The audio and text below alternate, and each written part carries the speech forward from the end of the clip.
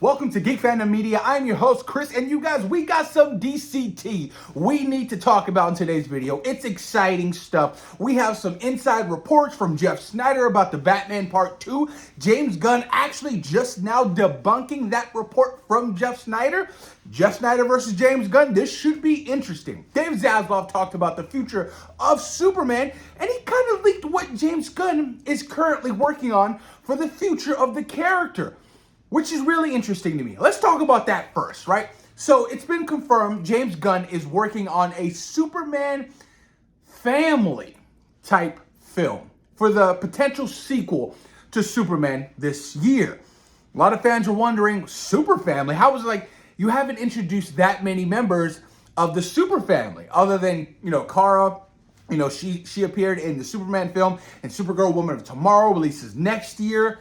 But I'm like, this is pretty fascinating. I mean, when you think about it, like, who's a part of the super family group, right? You got like Superman, you have Kara, you have potentially like Power Girl, you have Steel. Could they introduce John Henry? That would be interesting. And then you also have like Superboy, who is like a clone of like Lex and Clark, which is kind of weird to me. I just think it's a little bit too early for that. Honestly, that's the way I feel. I feel like to do this whole ordeal, bringing in all, these superpowered individuals who are, essentially, linked to Clark and Superman, a tad bit too early if you ask me. But that's what James Gunn is working on, and he confirmed it. He said, he's knee deep right now in writing that. So that's going to be interesting. I'm curious to see if any of these potential characters that do show up in this project will show up before. More than likely, Supergirl Woman of Tomorrow, because you can't really see these characters, showing up in a Lanterns or a Clayface, because I don't think it suits the narrative of where these particular characters could show up. But that's what we have, you guys. James Gunn is currently working on a Superman family, whatever you want to call it, sequel for Superman. Let me know what you guys feel about that in the comments down below. Now, I just finished Batman Court of Owls. If you guys don't got these DC compact, graphic novels, miniature graphic novels, I highly suggest you guys check it out. They are also affordable. $9.99 for the Court of Owls, you guys. The entire run. It is absolutely astonishing work. I talk about the Court of Owls because the Court of Owls, is a particular group of characters that people think that could possibly show up in the Batman Part 2. They start shooting, confirmed by David Zaslav, they start shooting spring of 2026, so you're looking at around March of next year. Now keep this in mind, the Batman Part 2 still doesn't release until October 2027. We're still some years out, but if they plan to start shooting next March, that means they are currently casting or looking to cast 4 brand new characters in the Batman Part 2, which is really exciting. But the report I want to talk about, Jeff Snyder came out on his Hot Mic podcast and was dropping some bombs. And he said one in particular. He said that Robin will be appearing in the Batman Part 2.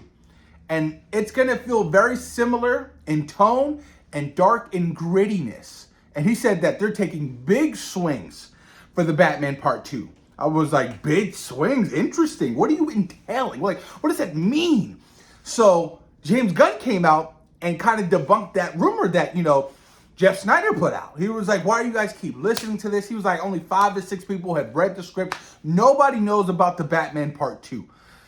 So now who do we believe? James Gunn, the co-CEO of DC Studios, or a somewhat reliable inside scooper, Jeff Snyder? It's going to be interesting. Do I want to see, Robin potentially, in a Batman film? Yes, it's been so long. We were teased in The Dark Knight Rises, but nothing ever happened after that. We haven't.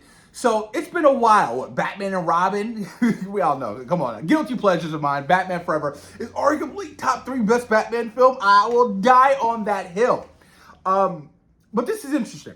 Because, there were reports stating, there was a Teen Titans film, in the works for DC Studios in James Gunn universe. Keep this in mind, reiterated thousands of times, this is a separate universe from James Gunn himself. Separate universe from what, James Gunn is cooking up with DC. If you're going to introduce Robin in the Batman Part 2 in a whole different other universe, what does that mean for a potential Robin to show up in, a Teen Titans project for DC Studios. I mean, aren't they doing the dynamic duo? Is that Robin? Or is that Nightwing? I believe it's Nightwing. But where did they go the route? Okay, we're going to do Nightwing instead of Robin, for the DCU. Then, okay, then it's manageable. They can separate the two, but this is the biggest problem I have, because you're always consistently going back and forth. What can we do? What can't we do? Having this whole two separate universe shit, I despise. I'm sorry. I know some of you guys love it. I know some of you guys are keen on the idea of it. I don't. I don't want two separate universes or two separate Batmans, two separate characters. It just makes no sense. You're not going to have the Penguin show up in Batman Brave and the Bold or Catwoman. It's being done right now. And you're going to have to, I can't say that word right now. Oh my God, I feel so dumb. But I don't know.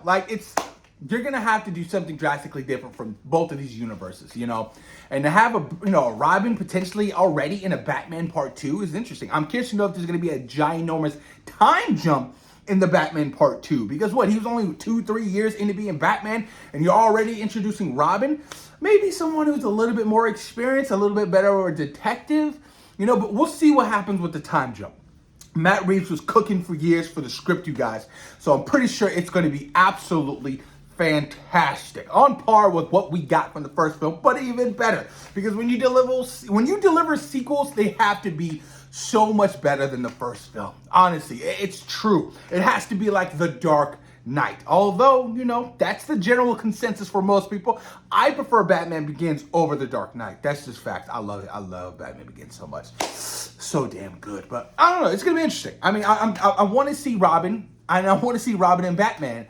But I don't know what universe you should actually save that for. I mean, Batman Brave and the Bold has Damon in it. So, you know what I mean? It gets so icky. I don't know. And it could be frustrating. And I understand, Clayface is coming out late next year in September. So it's like, two separate worlds. One's very super, what's the word I'm looking for? One is very fantastical and one is not. More grounded in reality, kind of what Nolan already delivered for 3 films.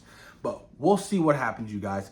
There could be a massive surprise. Maybe Batman Brave and the Bold is canceled, and maybe the Batman Part 2 is a part of DCU, and then we get to see David Cornswell as Superman and Robert Pattinson as Batman together on screen, because they would be so perfect together.